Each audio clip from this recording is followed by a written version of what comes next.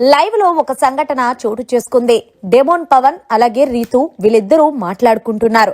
ఇక డెమోన్ పవన్ అంటున్నాడు, రీతు మీ అమ్మగారు వచ్చి వెళ్లారు కదా, నీకేం చెప్పారు అంటే, నువ్వు గేమ్ పరంగా బాగా ఆడుతున్నావు, కానీ లాస్ట్ ఏదైతే కెప్టెన్సీ టాస్క్ జరిగింది కదా, బీబీ రాజ్యంలో నైఫ్ పట్టుకొని అదెందుకు నువ్వు వదిలేసావు, గివ్ అప్ ఇచ్చేసావు, నీతో పాటు తనుజ కూడా అసలు గివ్ అప్ ఇవ్వకుండా నుంచుంది.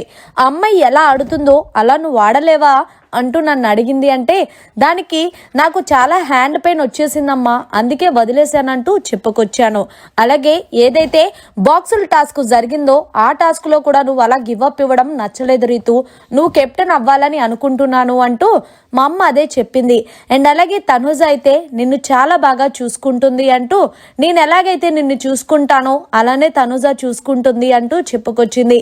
అలాగే తనుజతోనే ఉండు, ఇంకెవ్వరితోనే ఉండద్దు అంటూ క్లియర్ కట్ గా చెప్పుకొచ్చింది మా అమ్మ. అంటే ఈలోగా డెమోన్ పవన్ అంటున్నాడు, నీ వల్ల తనుజ హైప్ అవుతున్నట్టుంది, చూసుకో మరి అంటున్నాడు. నాకు అర్థం కాలేదు అంటే నేను ఇంతకన్నా క్లియర్ గా నీకు చెప్పలేను అబ్బా. నీ గేమ్ పరంగా నువ్వు ఆడుతున్నప్పటికీ నువ్వు తనుజతో ఉండడం వల్ల తనుజ గేమ్ బాగుంటుంది, నీ గేమ్ పోతుంది అంటూ డెమోన్ పవన్ అయితే రీతుకి చెప్తున్నాడు. సో ఫైనల్ గా రీతు వల్ల తనుజ హైప్ అవ్వట్లేదు. నిజానికి చెప్పాలి అంటే తనుజతో మంచి ఫ్రెండ్షిప్ చేస్తుంది కాబట్టి రీతుకి అంత నెగటివ్ అంతా పోయి పాజిటివ్ గా మారింది. మరి మీరేమంటారు? డెమోన్ పవన్ అన్నట్టు రీతు వల్ల తనుజ హైప్ అవుతుందా, లేకపోతే రీతు వాళ్ళ అమ్మగారు అన్నట్టు తనుజ వల్ల రీతు గేమ్ బాగుంటుందా అనేది కమెంట్ సెక్షన్ లో తెలియజేయండి. మరిన్ని లేటెస్ట్ లైవ్ అప్డేట్స్ కోసం చూస్తూనే ఉండండి మీడియా కార్నర్.